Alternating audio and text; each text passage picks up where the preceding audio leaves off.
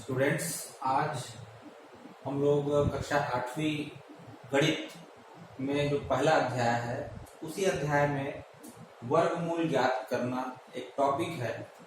उसमें दो विधियां हैं वर्गमूल ज्ञात करने की।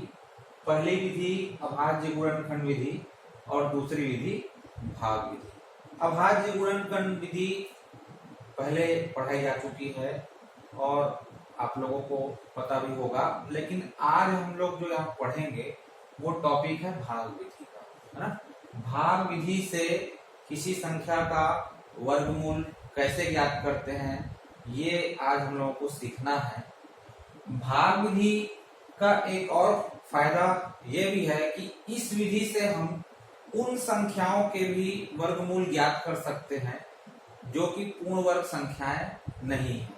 ठीक है, अभाज्य गुणनखंड विधि वहां उपयोगी होती है जो पूर्ण वर्ग संख्या होती है, और पूर्ण वर्ग संख्याओं का वर्गमूल ही हम लोग अभाज्य गुणनखंड विधि से निकाल पाते हैं।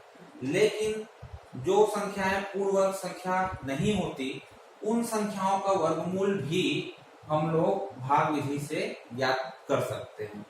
तो यहाँ एक उदाहरण लिखा हुआ है, 625 का वर्गमूल भाग विधि से ज्ञात करो। ठीक है, ये विधि थोड़ी सी आपको प्रैक्टिस करनी पड़ेगी, उसके बाद आप आसानी से सीख जाएंगे। मैं एक प्रश्न उसके बाद फिर एक प्रश्न हल करके यहाँ व्हाइट बोर्ड पर आपको बताऊंगा, और यकीन मानिए मुझे लगता है कि आप लोग सीख जाएंगे। इसको फिलहाल हल करते हैं। 625 का वर्गमूल। सबसे पहले आपको क्या करना है, जिस भी संख्या का वर्गमूल आपको निकालना हो भाग विधि से, आप इकाई की ओर से संख्याओं के जोड़े बनाते जाइए। इकाई की ओर से, जैसे यहाँ पर आप देख सकते हैं इकाई का अंक 5 है, इकाई की ओर से हमने ये जोड़े बनाए। ठीक है, हो सकता है कोई दूसरी संख्या में और भी जोड़े बन सकते थे।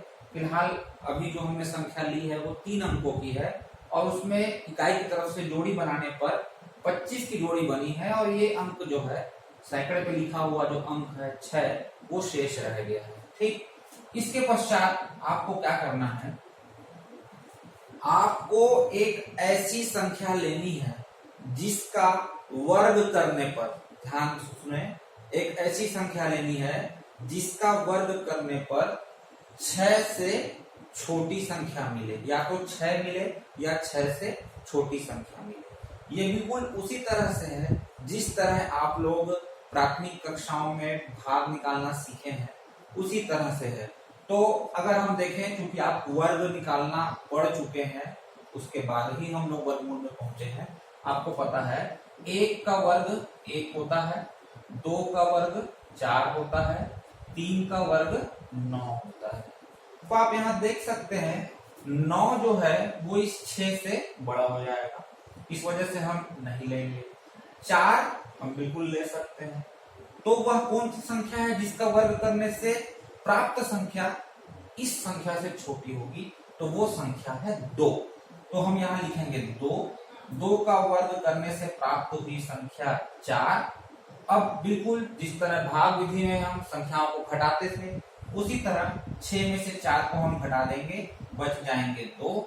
इस 2 को पुनः यहाँ नीचे लिखकर इन दोनों को जोड़ना है। देखिए स्टूडेंट्स, यही एक नई चीज है। भाग विधि हम जरूर कह रहे हैं, प्राथमिक कक्षाओं में हमने भाग कैसे किया जाता है ये पढ़ा भी है, लेकिन कुछ परिवर्तन है, विधि कुछ नहीं है। आपको शुरू में 1-2 प्रश्न में थोड़ा सा अजीब लगेगा, फिर उसके बाद आप इतने अभ्यस्त हो जाएंगे कि आप स्वयं भी प्रश्न को हल कर सकेंगे। ठीक है स्टूडेंट्स, ये हमने 2 और 2 को यहाँ जोड़ा है, ध्यान रखेंगे ये जोड़ा है, तो ये 4 हो गया। यहाँ पर हमारा शेषफल 2 बचा है। इसके बाद क्या करना है, जो सामान्य भाग हम लोग प्राथमिक कक्षा में पढ़ते थे वहां हम एक अंक को नीचे उतार कर लाते थे, लेकिन यहाँ पर आपको पूरी जोड़ी उतार कर यहाँ लानी है। ठीक है, तो पूरी जोड़ी अगर आप यहाँ उतार देते हैं तो अब आपको जो ये प्राप्त संख्या हुई ये है 225, और 225 अब आपका नया भाज्य बन गया। जैसे पुराना भाज्य आपका 625 था, नया भाज्य आपका बन गया 225। अब अब क्या करना है स्टूडेंट्स, ध्यान देंगे। अब यहां पर आपको कोई ऐसा अंक लेना है, जैसे अगर आप यहाँ शून्य लेते हैं तो ये पूरी संख्या कहलाएगी 40। अगर आप यहाँ 1 लेते हैं तो ये पूरी संख्या कहलाएगी 41। 2 लेते हैं तो 42। ठीक है, तो आप नया भाजक बनाने वाले हैं। ठीक, 2 अंकों का एक नया भाजक बनाने वाले हैं। सवाल ये उठता है कि यहाँ पर कौन सा अंक हमें लेना है।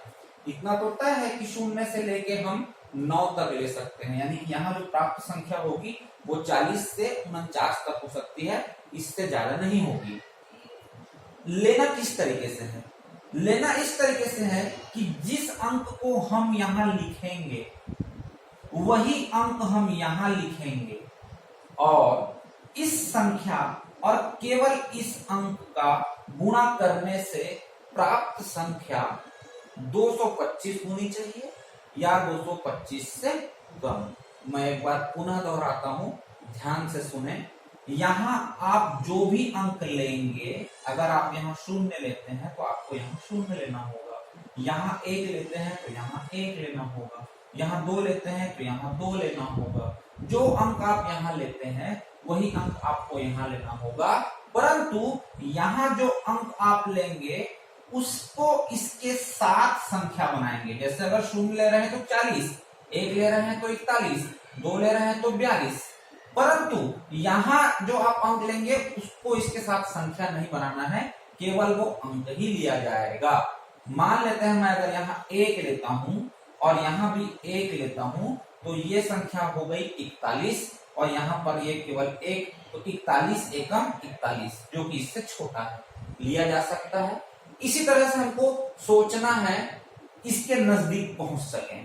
मान लेते हैं मैं यहाँ 2 लेता हूं तो यहाँ पर भी 2 लूंगा, तो 42 दूनी कितना हो गया, 84 हो गया, जो कि इससे छोटा है। ठीक है, इसी तरह हमको सोचते जाना है कि क्या हम और नजदीक जा सकते हैं 225 के। तो निश्चित रूप से आप जब ये प्रक्रिया करते जाएंगे तो आपको यहाँ एक अंक मिलेगा 5, और यहाँ पर भी आप लिखेंगे 5, तो आप पाएंगे कि ये संख्या बनी 45, और जब हम 45 का 5 में गुणा करते हैं, है ना, 45 का जब हम 5 में गुणा करते हैं तो आपको प्राप्त होगा 225, और पुनः जब इसको हम घटा देंगे तो हमारा शेष फल हो गया 0।